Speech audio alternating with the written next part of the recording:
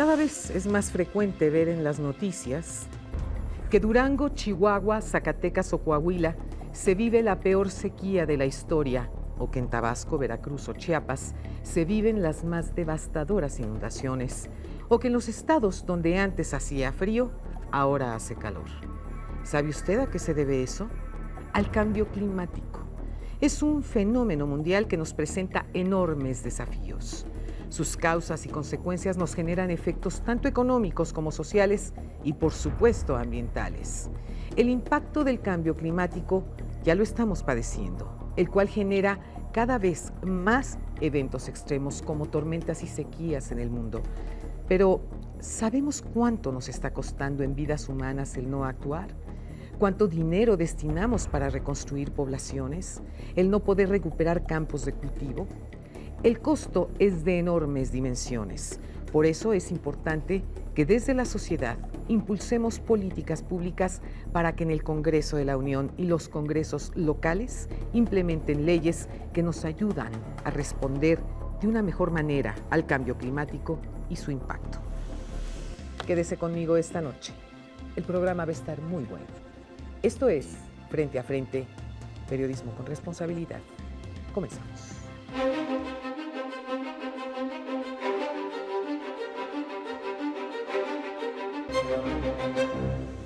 Me da mucho gusto recibir esta noche a Alejandro Calleja. Él es especialista en medio ambiente. Alejandro, buenas noches, ¿cómo estás? Buenas noches, Olita. Bienvenido. Alejandro, vaya tema el que tenemos esta noche.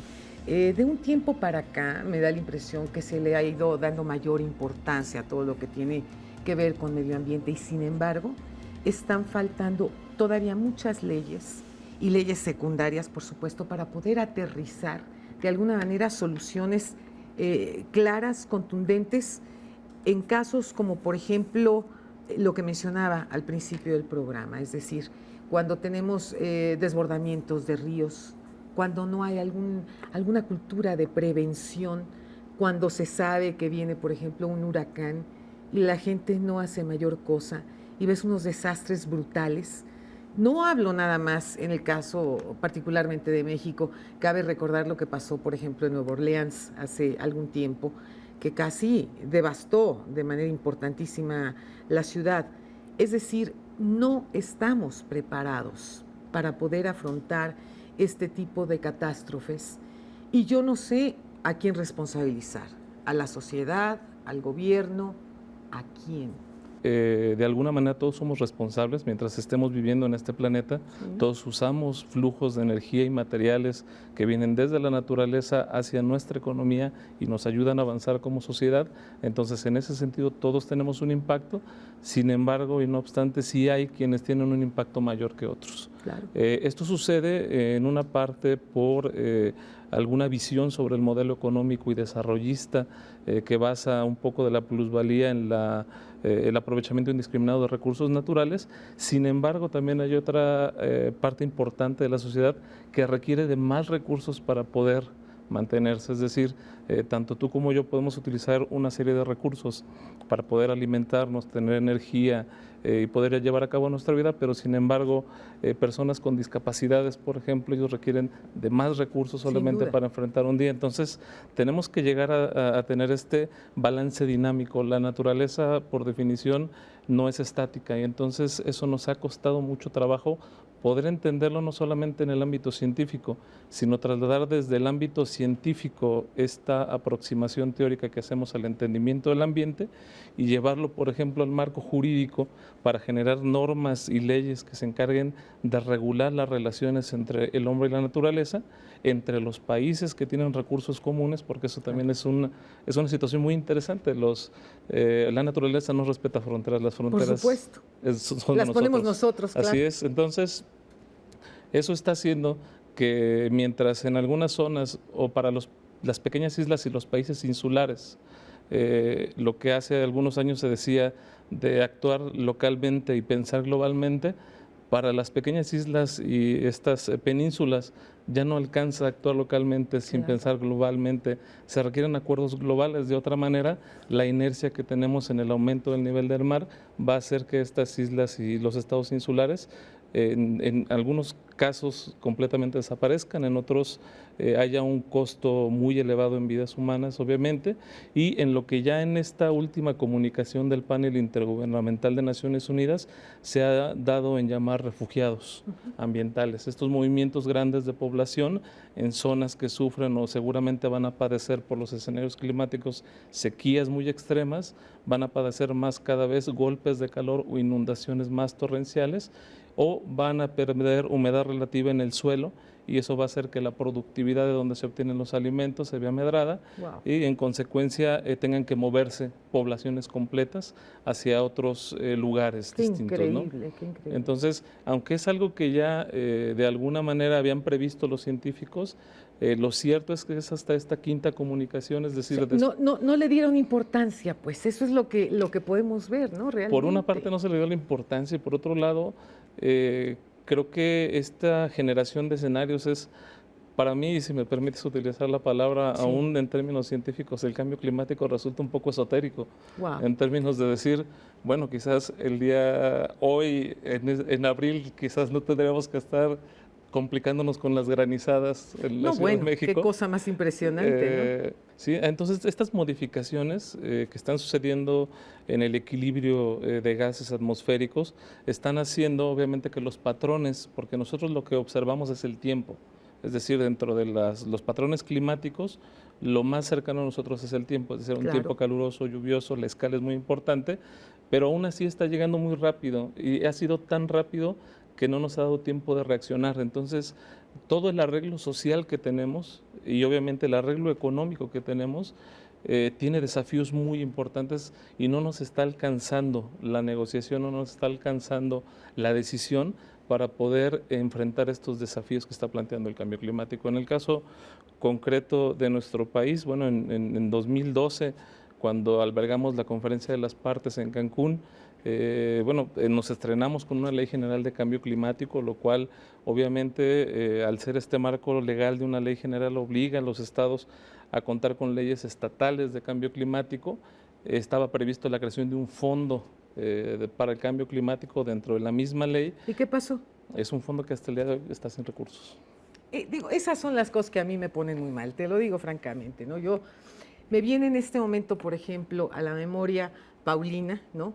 Sí. Que se sufrió allá en el estado de Guerrero de una manera muy particular, y te das cuenta de autoridades que dan licencias para que puedan estar una serie de inmobiliarias construyendo en los lechos de los ríos. O sea, ¿hasta dónde puede llegar la irresponsabilidad de algunas autoridades? Con todo respeto, yo te digo una cosa, a esa clase de sujetos deberían de meterlos a la cárcel, porque están exponiendo vidas humanas de una manera brutal. Ya pasó en este caso de Paulina, el huracán Stan, por ejemplo, en Chiapas, sí. Y bueno, otros fenómenos, y de repente la reconstrucción, donde se invierten recursos del Fonden, son recursos que verdaderamente ya no nos va a alcanzar dentro de algunos años. Son unas cantidades verdaderamente impresionantes. Se vuelve a construir en los mismos lugares. Esto es increíble, ¿eh? Y sucede, hay registros, y bueno, es parte de los mecanismos que se tienen que buscar. Aquí el tema del ámbito de competencia en términos de los órdenes de gobierno es bien importante por la coordinación que tiene que existir. Yo me imagino más adelante, por ejemplo, no solamente en la parte de herramientas legales, pero en términos de las herramientas económicas, es muy importante. Por ejemplo, el día de hoy nuestro país es uno de los países más avanzados a nivel mundial, siendo parte de los países que se les denomina no anexo 1 dentro del protocolo de Kioto.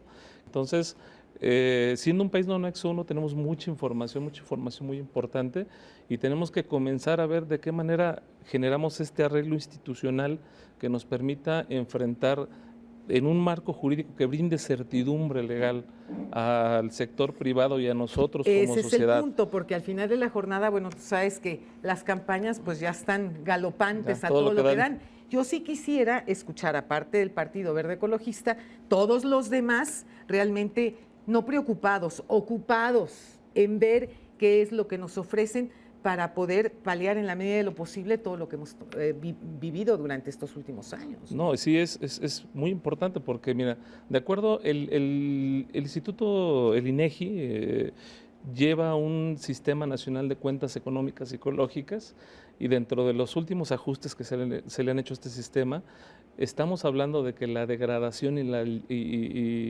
digamos, los pasivos ambientales del país están por el orden de entre 6 y 7% del Producto Interno Bruto. El dinero que nosotros destinamos al medio ambiente es menos de 15 veces ese dinero. Entonces, de entrada no se puede enfrentar el recurso, lo que tenemos es del Fonden es menos también de ese dinero. Por supuesto, además el Fonden siempre llega tarde, ¿eh? Si es por los trámites, si es que llega. Sí, no, bueno. Pero entonces, de ese tamaño, es el tamaño de los pasivos que ya tenemos hoy. Claro. Es decir, necesitamos inversión para poder recuperar esos pasivos, saldarlos y no estar generando más, porque el costo, si bien ahorita lo estamos enfrentando a través de los resultados de un efecto acumulativo de la falta de acciones, necesitamos como sociedad no solamente ser conscientes, no solamente estar, digamos, preguntándonos o diciéndonos que quizás tenemos que cambiar algunos de nuestros patrones de conducta, sino tenemos que estar haciendo las cosas. Tenemos que estar adecuando leyes. Por ejemplo, en términos, el día de hoy casi todo el marco jurídico ambiental, no el de cambio climático, digamos, es el más novedoso, pero data de hace más de 20 años. Entonces, mientras en algunas leyes... Hace 20 años debo recordarte que en la Ciudad de México el verano, pues era un verano muy agradable. Ahora pues tienes que andar haciendo hoyos en tu casa a ver si puedes poner un aire acondicionado, porque si no te ahogas. Sí, ya no lo aguantas. En el metro, bueno, tenemos que estar poniendo ventiladores enormes y puntos de hidratación, justamente la radiación solar que tenemos a veces brutal, en días. O sea, el cambio en 20 años ha sido de veras impresionante. Sí, ¿no? Ha sido una situación en donde nos ha tocado vivirlo a varias generaciones. Entonces, eso está haciendo que tengamos más conciencia, pero también está urgiendo esta necesidad de actualizar el marco jurídico, de estar hablando de qué manera podemos cambiar eso, porque no solamente... Pero necesitas la ley secundaria.